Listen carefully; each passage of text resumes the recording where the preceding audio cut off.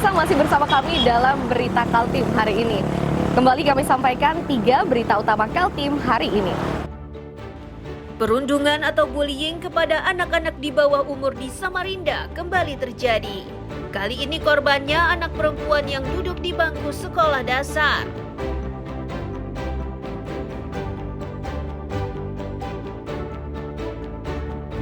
Tertimpa batu besar dari perbukitan, sebuah rumah di Samarinda jebol.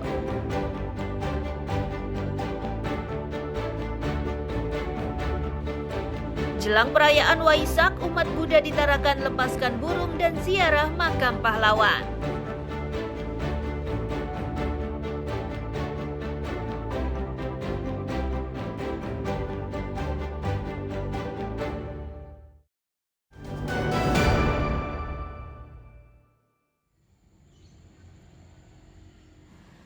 Beginilah kondisi rumah warga di Jalan Hamar Husin RT 17 Sungai Kapih Sambutan, Samarinda. Dinding rumah tersebut jebol akibat dihantam batu besar yang menggelinding dari perbukitan di samping rumah. Beruntung pasangan suami istri yang menghuni rumah tersebut selamat. Pemilik rumah menyatakan awalnya mendengar gemuruh dari samping rumah.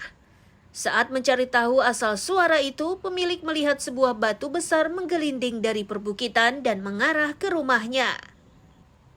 Melihat hal itu, pemilik rumah bergegas keluar untuk menyelamatkan diri.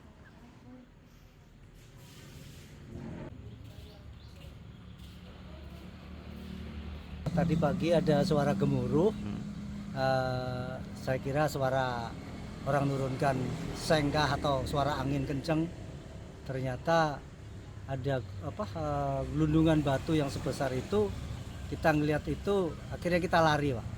Lari begitu sudah sampai ke bawah sini, batu itu langsung bentur ke dinding.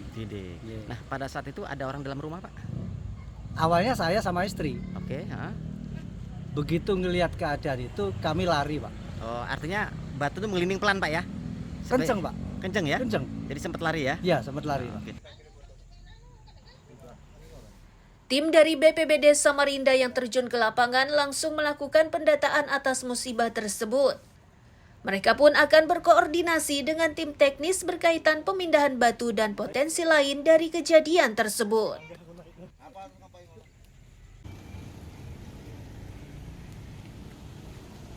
Untuk sementara kita dari BPBD Kota melakukan pendataan sementara berapa jumlah yang rusak.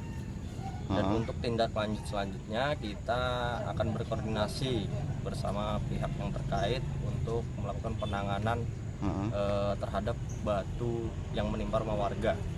Di samping itu juga ada potensi yang sangat besar terhadap rumah warga dan jalan menuju jembatan Mahkota 2. Ya, ini kan besar Kak batunya. Jadi kemana nanti langkah-langkahnya, Pak? Kayaknya itu tim teknisnya yang nanti akan mengerjakan, Pak. Petugas mengimbau warga agar lebih waspada untuk mengantisipasi kejadian serupa. Amir Hamzah dan Iswanto melaporkan dari Samarinda.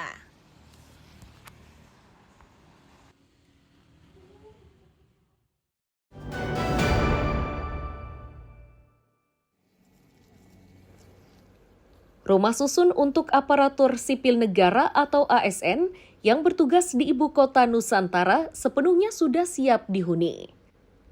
Total terdapat 47 tower yang disiapkan bagi ASN yang bertugas di kawasan tersebut. Terkait kesiapan ini pun ditegaskan oleh Sekretaris Otorita IKN. Bahkan pihak otorita mengakui pemindahan ASN sejatinya sudah dilakukan secara bertahap.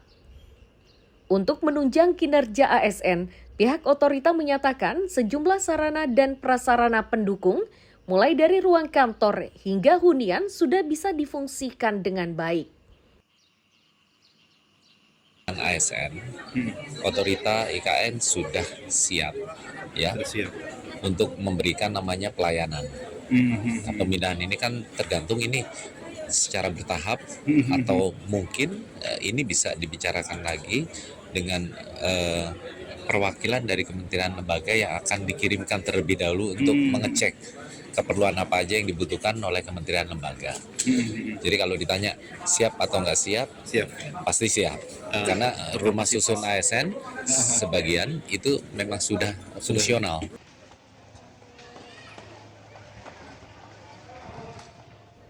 Saat ini sebagian dari ASN yang bertugas di IKN sudah berada di kawasan tersebut sejak Maret 2025 lalu. Amir Hamzah dan Riani Mantini melaporkan dari Balikpapan.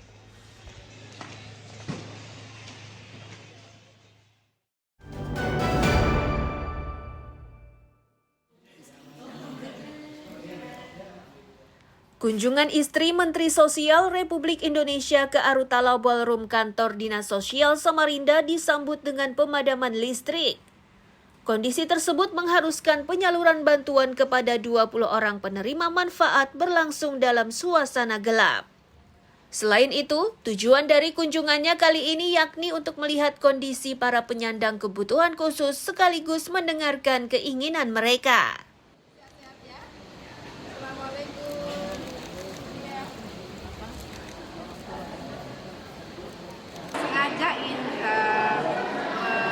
Mengunjungi adik-adik disabilitas atau teman-teman bapak ibu yang memang membutuhkan bantuan seperti lansia yang tadi kita hadirkan di sini, ya sekedar ingin melihat, menanyakan perkembangan kesehatan mereka, kemudian pengen kenalan, pengen juga silaturahim kepada Pak Kadinsos, Ibu Dharma Wanita dan lain sebagainya.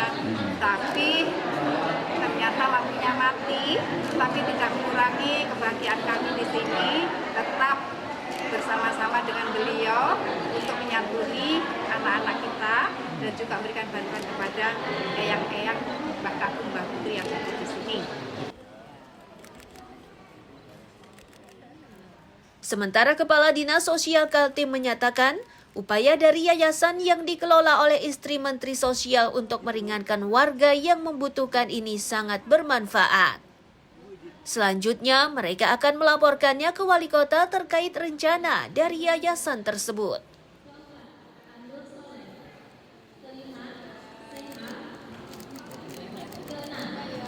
Ya, kami Samarinda peduli dengan disabilitas, dengan lansia. Ya, alhamdulillah melalui yayasan yang dipimpin oleh Ibu Menteri, kita terbantukan. Tadi ada beberapa pesan yang beliau titipkan, mudah-mudahan kedepannya kita akan komunikasi dengan pimpinan kami, dengan Pak Wali Kota, sehingga apa yang menjadi harapan beliau kita bisa wujudkan di Samarinda. Insyaallah. Dari 20 orang penerima manfaat itu terdiri dari 10 orang penyandang disabilitas dan 10 lainnya klaster lansia. Bantuan yang diberikan mulai dari sembako, kursi roda, perlengkapan tidur, dan tongkat 3 kaki. Amir Hamzah dan Iswanto melaporkan dari Samarinda.